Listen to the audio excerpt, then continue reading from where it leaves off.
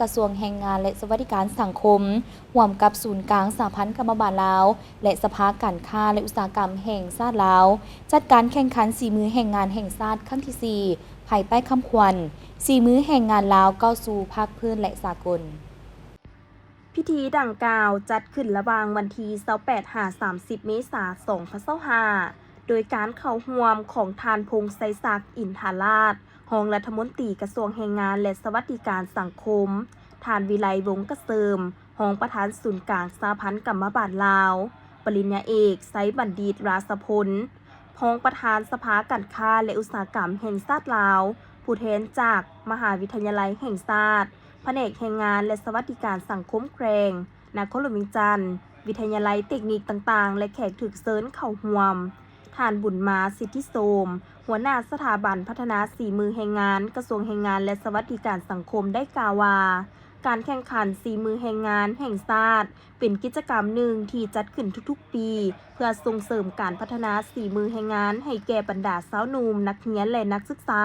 ที่เป็นกำลังแห่งของชาติเป็นเวทีแลกเปลี่ยนและถอดถอนบทเรียนซึ่งกันและกันทางด้านบทเรียนอันพ้นเด่นนวัตกรรมและเทคโนโลยีต่างๆที่มีการเปลี่ยนแปลงไปตามยุคกาลหันเป็นอุตสาหกรรม 4.0 นอกนั้นยังเป็นการสุขยุส่งเสริมให้มีการร่วมมือระหว่างภาครัฐและภาคเอกชนหลายขึ้นเป็นเวียกงานหนึ่งที่นอนอยู่ในเวียกพัฒนาทรัพยากรมนุษย์โดยเฉพาะแมนการพัฒนาฝีมือแรงงานผ่านการแข่งขันฝีมือแรงงานแห่งชาติครั้งที่ 4สำเร็จจะได้นักแข่งขันฝีมือแรงงานสาขาละ3ทานโดยแมนผู้ที่ได้เหรียญคำเหรียญเงินและเหรียญทองของแต่ละสาขาสร้างเพื่อนำไปฝึกซ้อมและคัดเลือกเอาผู้มีความรู้ความสามารถและคุณสมบัติดีเด่นจำนวน2ทานเป็นตัวแทนทีมชาติลาวเข้าร่วมการแข่งขันฝีมือแรงงานอาเซียนครั้งที่ 14ที่จะจัดขึ้นในระหว่างวันที่22-25 สิงหาคม 2025ที่ศูนย์การค้าสากลมะนิลาประเทศฟิลิปปินส์คาดว่าสาธารณรัฐประชาธิปไตยประชาชนลาวจะส่งเข้าร่วมแข่งขันครั้งนี้5สาขาสร้างที่มาจากสถานพัฒนาฝีมือแรงงาน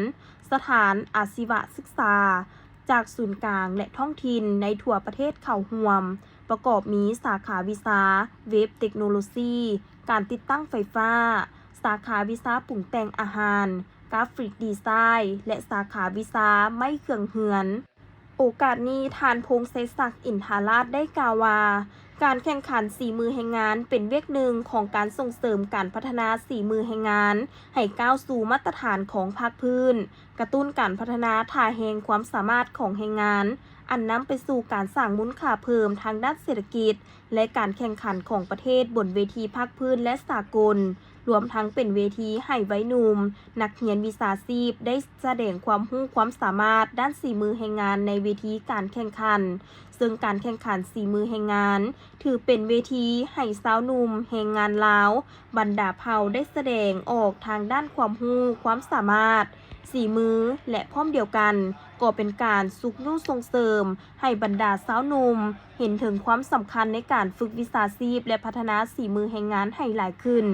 นอกนั้นพรรคและรัฐบาลลาวย้ำใดก็ถือเอาการพัฒนาคนเป็นปัญหาสำคัญและเป็นใจกลางของทุกเวการซึ่งการพัฒนาเศรษฐกิจสังคมจะประสบผลสำเร็จได้นั้นแม่นประกอบด้วยหลายปัจจัยแต่ปัจจัยที่ตัดสินกว่าหมู่แม่นคนที่มีความรู้ความสามารถฝีมือมีระเบียบวินัยการออกแรงงานอย่างเข้มงวดและมีคุณสมบัติศีลธรรมปฏิบัติบวกกับหัวคิดประดิษฐ์สร้างกล้าเฮ็ดกล้ารับผิดชอบ